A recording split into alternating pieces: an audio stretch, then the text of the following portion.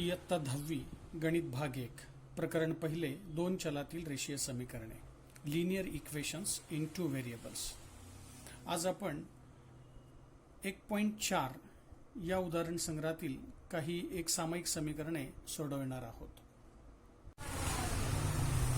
दोन रेषीय समीकरणे अशी दिलेली आहेत 2/x - 3/y = 15 आणि दुसरं समीकरण दिलेलं आहे 8/x + 5/y = 77।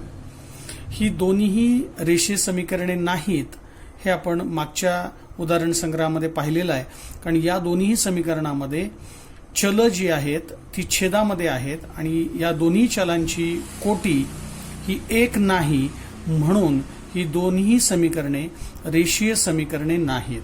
परंतु ही जरी रेषीय समीकरणे नसली तरी आपण त्यांना रेषीय समीकरणामध्ये रूपांतरित करू शकतो आणि एकदा ती रेषीय समीकरणामध्ये रूपांतरित झाली की मग आपण ती एक सामायिक समीकरणे आपल्या नेहमीच्या पद्धतीने आपण सोडवू शकतो। The given equations are not linear, but we can convert the equations into linear equations. We can create a new variable, making a proper change in the given variables, substituting the new variables in the given non-linear equations.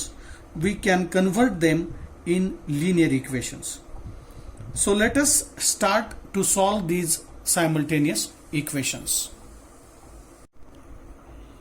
आता ही दिलेली दोन्ही समीकरणे रेषीय समीकरणे नाहीत, मग त्यांना रेषीय समीकरणामध्ये रूपांतरित करण्यासाठी आपण इथे नवीन चलांचा वापर करूया। मग दिलेल्या समीकरणामध्ये 1/x = a आणि 1/y = b ठेवूया। इंग्रजी माध्यमाचे मुलं लिहितील put 1/x = a and 1/y = b। मी याला स्टार म्हणतो आहे। मग आता दिलेल्या दोन्ही समीकरणांना मी थोड्या वेगळ्या पद्धतीने मांडतोय। दिलेलं समीकरण आहे 2/x, तर मी इथे लिहितोय 2 × 1/x - 3 × 1/y = 15 आणि दुसरं समीकरण आहे 8 × 1/x + 5 × 1/y = 77। या दोन्ही समीकरणांमध्ये मी a आणि b ही चल ठेवतो आहे। मग 1/x बद्दल a ठेवलं आणि 1/y बद्दल b ठेवलं, मग दोन्ही समीकरणे आपल्याला अशी मिळतील 2a - 3b = 15, याला मी समीकरण 3 म्हणतोय। 8a + 5b = 77, याला मी इक्वेशन 4 म्हणतोय। मग आता दोन्हीही समीकरणांमध्ये एक चलचा सहगुणक समान करायचा आहे। मग इथे मी a चा सहगुणक समान करतोय म्हणून मी याला अंडरलाईन केली आहे। मग a चा सहगुणक समान करूया। मग इथे सहगुणक 8 आहे, मग इथल्या समीकरणामध्ये सहगुणक 8 आणण्यासाठी मी या समीकरणाला 4 ने गुणतोय। 4 × 2 = 8 होईल इथे, म्हणून मग या तिसऱ्या समीकरणाला मी 4 ने गुणतोय। मग या तिसऱ्या समीकरणाला 4 ने गुणल्यानंतर आपल्याला असं मिळेल 4 ने याला गुणल्यावर 8 हे झालं, इथे 4 ने गुणल्यावर 12b झालं, याला 4 ने गुणल्यावर 60 झालं, याला मी समीकरण 5 म्हणतोय। मग आता समीकरण 4 आणि 5 मध्ये a चा सहगुणक समान झालेला आहे। सहगुणक समान झालेला असताना आपण चिन्हावर कडे बघून ठरवतो की बेरीज करायची की वजाबाकी करायची, कारण चलाचा लोप आपल्याला करायचा या a चा। मग a चा लोप करण्यासाठी इथे 8चं चिन्ह प्लस आहे, इथे 8चं चिन्ह प्लस आहे।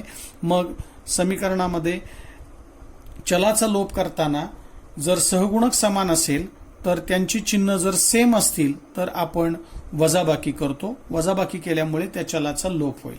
मग आता इथे वजाबाकी करताना मी समीकरण 4 मधून समीकरण 5 ला वजा करतोय। 5 मधून 4 ला वजा करता येतं किंवा 4 मधूनही 5 ला वजा करता येतं। मी इथे समीकरण 4 मधून समीकरण 5 ला वजा करतोय। म्हणजेच इंग्रजी माध्यमाचे मुलं लिहितील की सबट्रॅक्ट इक्वेशन 5 फ्रॉम इक्वेशन 4। मग इक्वेशन 5 ला सबट्रॅक्ट करायचंय 4 मधून, म्हणून मी 4 ला वरती लिहितोय। मग 4 इक्वेशन असं आहे 8a + 5b = 77 आणि 4 मधून 5 ला वजा करायचंय। मग 5 इक्वेशन आहे 8a - 12b = 60 आणि हे सबट्रॅक्ट करायचं आहे, त्यामुळं सबट्रॅक्शन करूया। सबट्रॅक्शन करताना खालच्या इक्वेशनची चिन्ह बदलतील। 8चं चिन्ह प्लस आहे ते मायनस होईल, हे मायनस आहे ते प्लस होईल आणि हे 16चं चिन्ह आहे ते मायनस होईल। मग आता हे 8a प्लस आहेत आणि हे मायनस आहेत, हे कॅन्सल झाले। मग आता यांचा हिशोब करूया। 12 आणि 5 17b बरोबर 77 मधून 60 गेले, 17 राहिले. मग म्हणून बी बरोबर 17, हे 17 इकडे आल्यावर डिनॉमिनेटर मध्ये आले, छेदात आले. बी बरोबर 1. मग आता ही जी किंमत आलेली आहे बी बरोबर 1, ही कोणत्याही एका समीकरणामध्ये आपल्याला ठेवता येईल. मी समीकरण 3 मध्ये ही किंमत ठेवतोय. म्हणजेच इथे लिहितोय ही किंमत समीकरण 3 मध्ये ठेवू. इंग्रजी माध्यमाचे विद्यार्थी लिहितील put B is equal to 1 in equation 3. मग इक्वेशन 3 असं आहे 2a minus 3b is equal to 15. यामध्ये b ची किंमत मी ठेवतोय 1, म्हणजेच 2a वजा 3 गुणिले 1 बरोबर 15. यामध्ये किंमत ठेवून सोडवलं. 2a minus 3 is equal to 15, म्हणून 2a is equal to 15 plus 3, म्हणून 2a इज इक्वल टू 18, म्हणून a बरोबर आले 18/2 इज इक्वल टू 9. म्हणजे a ची किंमत आली 9 आणि b ची किंमत आली 1. मग आता a आणि b च्या किमती आपल्याला मिळालेल्या आहेत. मग आता मूळ समीकरणामध्ये a आणि b चलं नव्हती, x आणि y आहेत. आपल्याला x आणि y च्या किमती काढायच्या आहेत. समीकरण सोडवणे म्हणजे चलाच्या किमती काढणे. इथे x आणि y हे व्हेरिएबल्स आहेत, त्यांच्या किमती आपल्याला काढायच्या आहेत. म्हणून a आणि b च्या आलेल्या किमती आपण पुन्हा या स्टार मध्ये ठेवूया. म्हणजेच काय मिळेल पहा, 1/x बरोबर a ची किंमत आलेली आहे 9 आणि 1/y बरोबर आलेली आहे किंमत 1. इथे एक ओळ लिहितो मी फक्त. a व b च्या किमती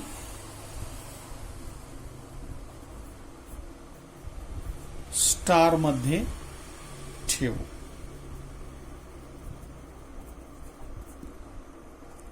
इंग्रजी माध्यमाच्या विद्यार्थ्यांनी लिहायचे put the values of a and b in star. इथे स्टार आपण सुरुवातीला म्हटलेलं होतं, त्यामध्ये या a आणि b च्या किमती ठेवल्या. म्हणजे आता x आणि y च्या किमती काढायच्या. म्हणजेच याचा छेद 1 आहे, याचा छेद 1 आहे. याला मी इन्व्हर्टेंडो करतोय, म्हणजेच व्यस्त क्रिया करतोय. बाय इन्व्हर्टेंडो मराठी माध्यमाचे विद्यार्थी लिहितील व्यस्त क्रिया करू. इयत्ता 9वी मध्ये आपण ह्या सर्व क्रिया शिकलेलो आहोत गुणोत्तर प्रमाण या प्रकरणामध्ये.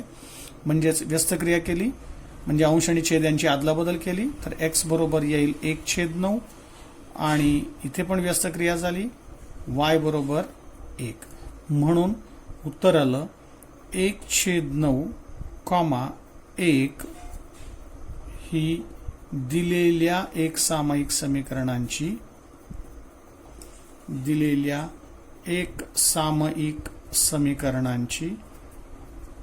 उकल आहे.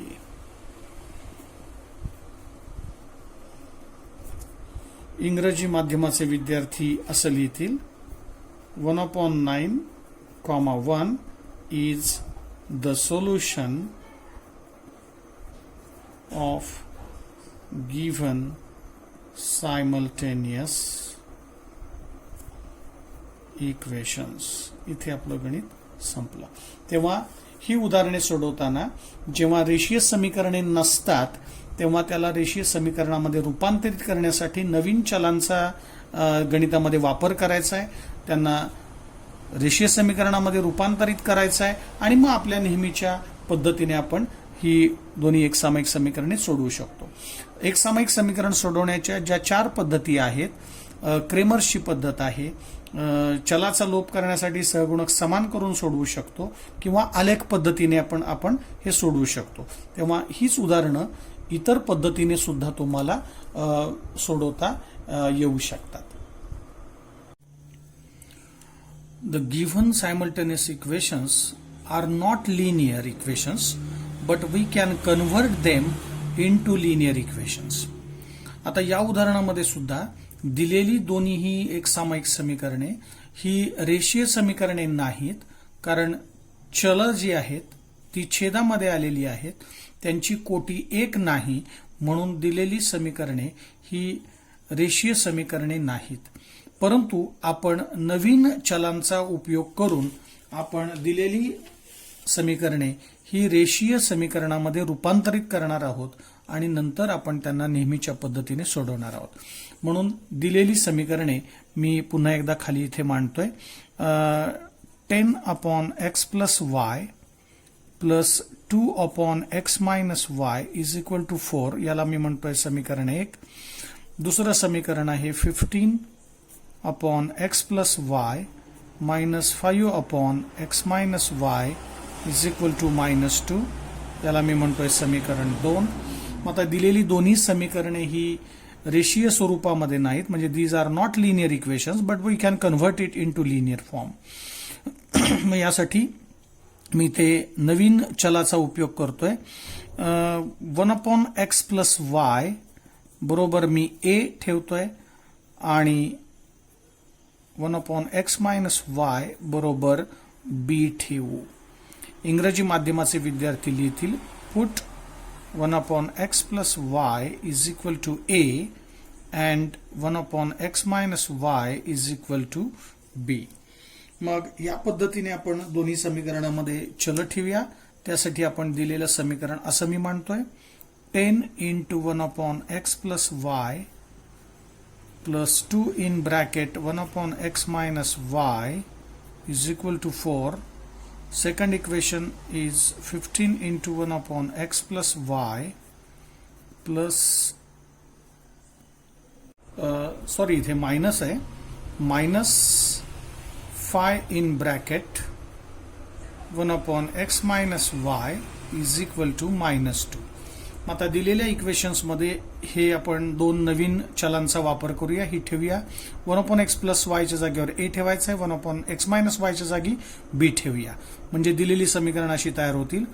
10a + 2b is equal to 4, याला मी म्हणतो इक्वेशन 3. आणि 15a - 5b is equal to -2, याला मी म्हणतोय इक्वेशन 4. या पद्धतीने आपल्याला ही दोन समीकरणं मिळाली. आता या दोन्ही समीकरणांमध्ये एक चलाचा सहगुणक आपण समान करूया. मग इथे मी b चा सहगुणक समान करायचं ठरवतोय. मग b चा सहगुणक समान करण्यासाठी या 2 ने इकडच्या समीकरणाला गुणायचं आहे आणि 5 ने इकडच्या समीकरणाला मल्टिप्लाय करायचं, गुणायचं आहे. मग मी तेच इथे लिहितोय. Multiplying equation 3/5 and equation 4/2. मग याप्रमाणे मी दोन्ही समीकरणांना गुणून घेतोय आणि नवीन समीकरणं मला पुढची मिळतील. मग या समीकरणाला मला 5 ने गुणायचं आहे. 50a अधिक 10b बरोबर 20, याला मी समीकरण 5 म्हणतोय. आणि या समीकरणाला मी गुणलं 2 ने.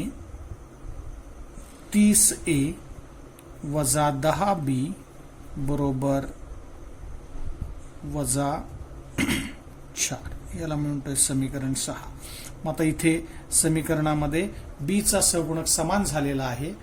समान सहगुणक झाल्यानंतर त्यांची चिन्ह बघायची आहेत. 10चं चिन्ह प्लस आहे, याचं चिन्ह मायनस आहे. या चलाचा लोप करायचा असेल तर भिन्न चिन्ह असतात, तेव्हा त्यांची बेरीज करायची आहे, म्हणजे चलाचा लोप होईल. मग या दोघांची बेरीज करूया.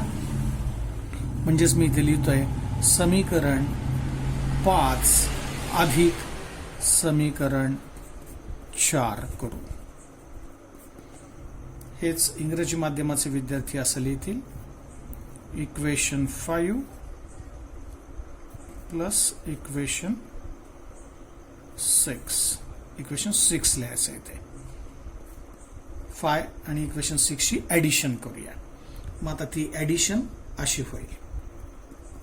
50a प्लस 10b बरोबर 20 आणि हे समीकरण आहे 30a minus 10b is equal to -4.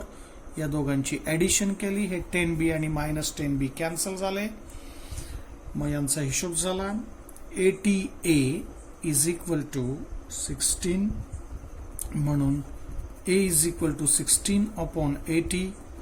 therefore A is equal to भाग्याला 16 × 16 16 85. मग A ची किंमत मिळाली.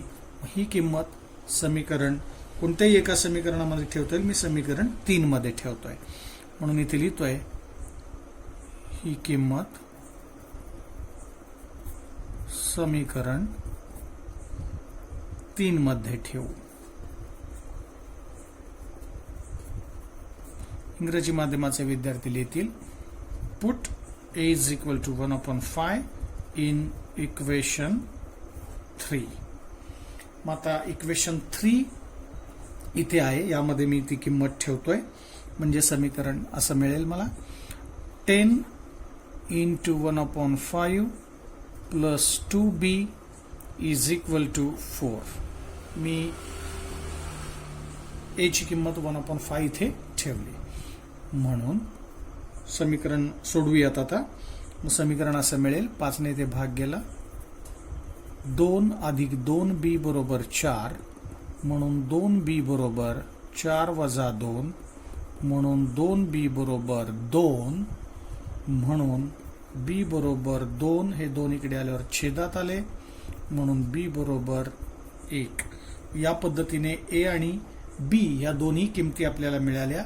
A ची किंमत इथे मिळाली आहे, B ची किंमत इथे मिळाली आहे. या दोन्ही किमती आता या स्टार मध्ये ठेवूया. इथे स्टार लिहायचं माझं राहिलं होतं, यांना मी स्टार म्हणतोय. मग या दोन्ही किमती इथे ठेवूया म्हणून A बरोबर 1/5 व B बरोबर 1 या किमती स्टार मध्ये ठेवू. कारण आपल्याला मूळ समीकरणामध्ये x आणि y हे चल आहेत. आपण किमती काढलेल्या आहेत A आणि B की जी नवीन चल आपण वापरलेली होती गणितामध्ये, यांच्या किमती आलेल्या आहेत. आता मूळ चलाच्या किमती गणितातल्या आपण काढूयात म्हणून या किमती स्टार मध्ये ठेवल्या. म्हणून 1/x + y बरोबर 1/5 आणि 1/x - y बरोबर 1. या पद्धतीने आपल्याला मिळाली ही समीकरणं. मी यांना सोडवतोय, तिरकस गुणाकार करतोय, याचा याच्याशी आणि याचा याच्याशी. इकडे याचा छेद दिलेला नाही म्हणजे 1 आहे, याचा तिरकस गुणाकार करूया म्हणजे असं होईल x + y बरोबर 5 आणि इथे मिळेल x - y बरोबर 1. अशी 2 समीकरणं मला मिळतील. या समीकरणांना मी पुढचे नंबर देतोय. मगाशी आपण 6 पर्यंत नंबर दिले होते. याला मी समीकरण 7 म्हणतोय, याला समीकरण 8 म्हणतोय. आता इथे y चा सहगुणक 1 आहे आणि इथे y चा सहगुणक -1 आहे. मग आता मला याची किंमत काढायची आहे म्हणून मी काय करतोय, या दोघांचे सहगुणक समान आहेत मग त्यांची चिन्ह पाहिली, इथे चिन्ह भिन्न आहेत. भिन्न चिन्ह आले की बेरीज केली की चलाचा लोप होतो म्हणून मी या समीकरणांची बेरीज करतोय. समीकरण 7 अधिक समीकरण 8 करूया. म्हणजेच इंग्रजी माध्यमाचे विद्यार्थी लिहितील इक्वेशन 7 प्लस इक्वेशन 8 यांची ऍडिशन करतोय. x + y = 5 आणि x - y = 1 यांची ऍडिशन झाली. ऍडिशन झाल्यामुळे हे दोघे कॅन्सल झाले. 2x बरोबर 6 म्हणून x बरोबर 6/2 म्हणजेच x बरोबर आले 3. मग आता ही आलेली किंमत समीकरण 7 किंवा 8 कोणत्याही एका समीकरणामध्ये ठेवता येईल. मी समीकरण 7 मध्ये ही किंमत ठेवतोय. ही किंमत समीकरण 7 मध्ये ठेवू. म्हणजेच इंग्रजी माध्यमाचे विद्यार्थी लिहितील पुट x = 3 इन इक्वेशन 7. म्हणून ही किंमत 7 मध्ये ठेवूया. 3 अधिक y बरोबर 5 म्हणून y साठी हे समीकरण सोडूया. 5 3 इकडे आल्यावर वजा झाले म्हणून y बरोबर 2. म्हणून शेवटी फायनल आन्सर लिहूया. क्रमित जोडी लिहिताना पहिल्या x ची किंमत लिहायची, नंतर y ची. मग x ची किंमत आली 3, y ची किंमत आहे 2. ही दिलेल्या एकसामायिक समीकरणांची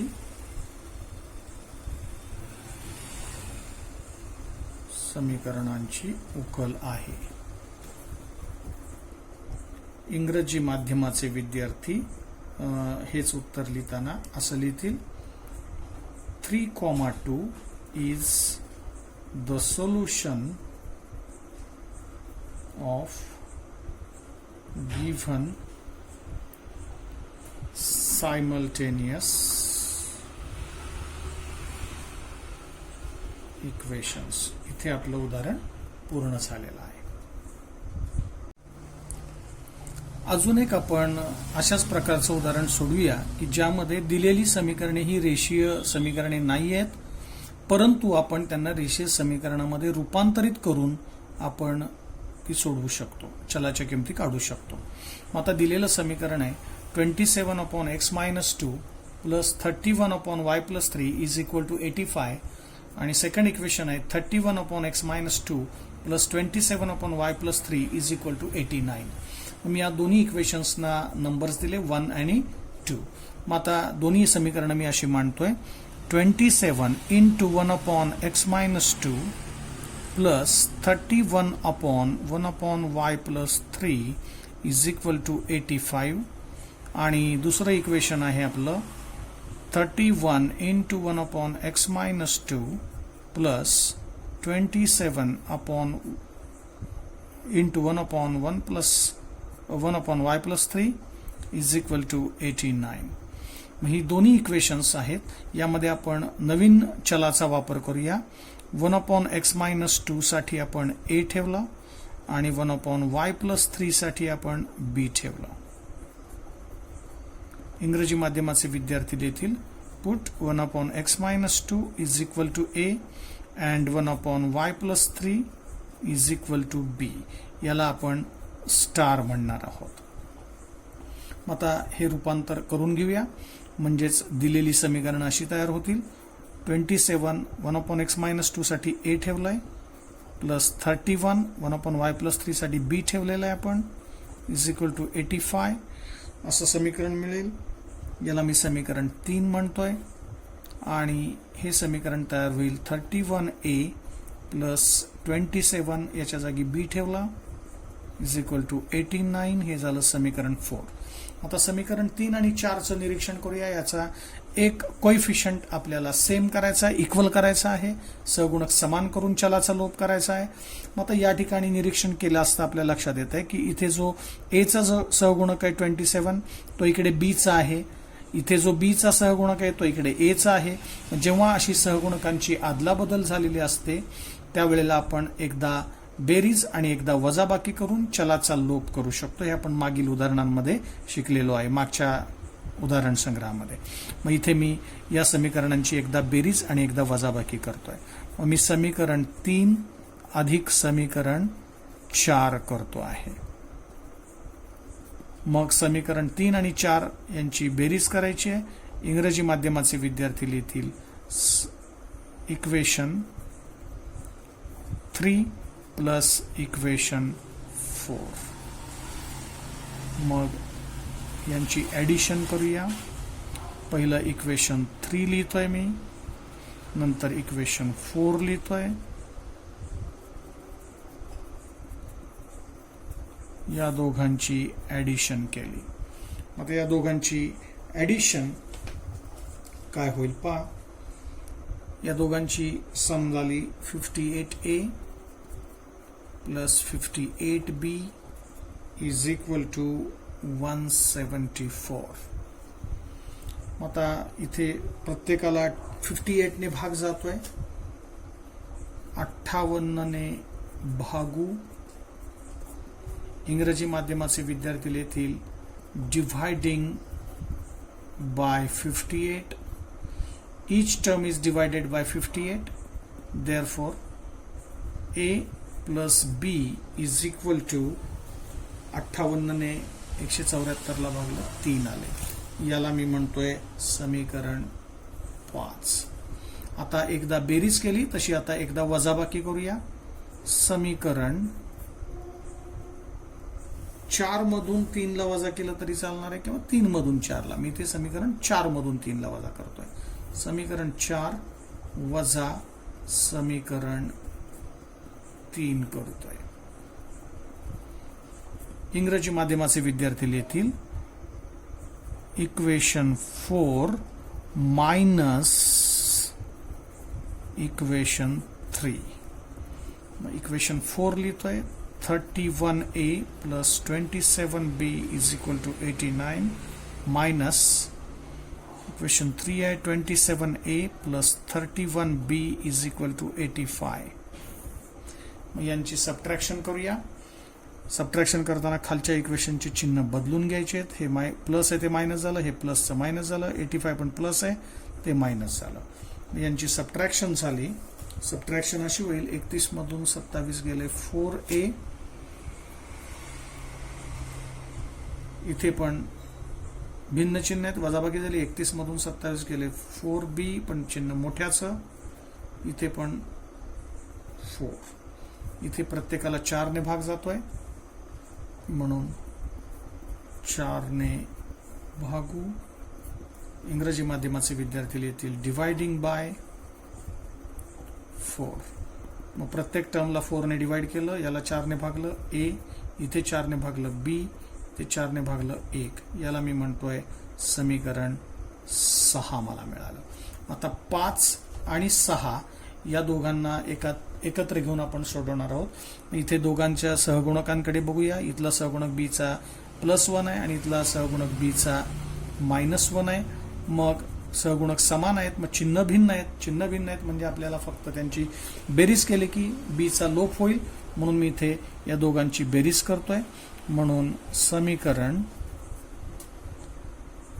5 अधिक समीकरण 6 करू.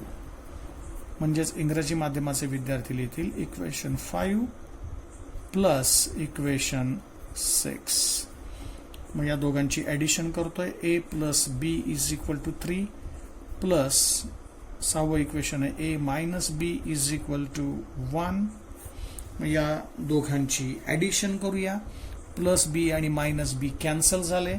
a प्लस a झाले 2a is equal to 3 plus 1 झाले 4. म्हणून a ची व्हॅल्यू काढूया. 2 इकडे आल्यावर छेदात आले. a is equal to 2. मग a ची किंमत मिळाली. ही किंमत समीकरण 5 किंवा 6 कुठेही ठेवली तरी चालणार आहे. मी समीकरण 5 मध्ये ही किंमत ठेवतोय. ही किंमत समीकरण 5 मध्ये ठेवू. इंग्रजी माध्यमाचे विद्यार्थी लिहितील put a is equal to 2 in equation 5. म्हणजेच इक्वेशन 5 ला विचारात घेतोय. a ची किंमत 2 इथे ठेवतोय. 2 plus b is equal to 3. म्हणून b साठी हे इक्वेशन सॉल्व्ह करूया. 3 2 इकडे आल्यावर मायनस झाले. b is equal to 1. मग आता a आणि b दोघांच्या किमती आपल्याला मिळालेल्या आहेत. मग या किमती आपण स्टार मध्ये ठेवणार आहोत. म्हणून a बरोबर 2 व b बरोबर 1 या किमती स्टार या विधानामध्ये ठेवायच्या आहेत. इंग्रजी माध्यमाचे विद्यार्थी लिहितील put a is equal to 2 and b is equal to 1 in star. मग स्टारला विचारात घेतोय. 1/x-2 बरोबर a ची किंमत आहे 2 आणि 1/y+3 is equal to b आहे. b ची किंमत आहे 1. मग याप्रमाणे आपण इथे ठेवलं. आता ही समीकरणे आपल्याला सोडवायची आहेत.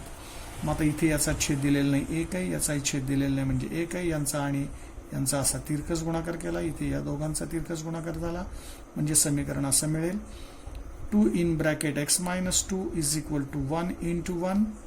इथे होईल y+3 into 1 is equal to 1 into 1. मग हे समीकरण इथे सोडवलं आत. 2x-4 इज इक्वल टू 1 असं आपल्याला समीकरण मिळालं. आणि हे मिळालं y+3 इज इक्वल टू 1. मग आता या दोन्ही समीकरणांमधून आपण चलांच्या किमती काढूया.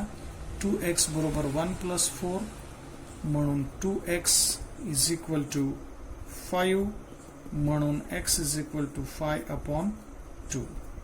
आता हे सोडूया. y = 3 तिकडे गेल्यावर मायनस झाले म्हणून y = भिन्न चिन्ह वजाबाकी 3तून 1 गेले 2 मोठ्याचं चिन्ह.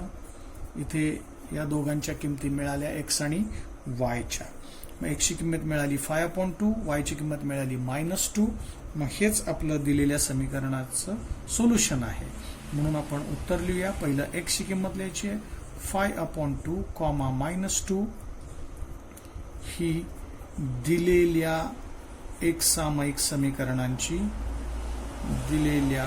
एकसामायिक समीकरणांची उकल आहे.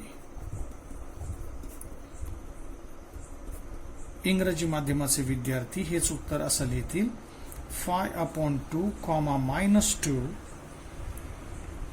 is the solution of given simultaneous equations. याप्रमाणे ही जी 3 उदाहरणं आपण सोडवलेली आहेत, याप्रमाणे तुम्हाला यासारख्या उदाहरणांचा अधिक सराव निश्चितपणे करता येईल. धन्यवाद.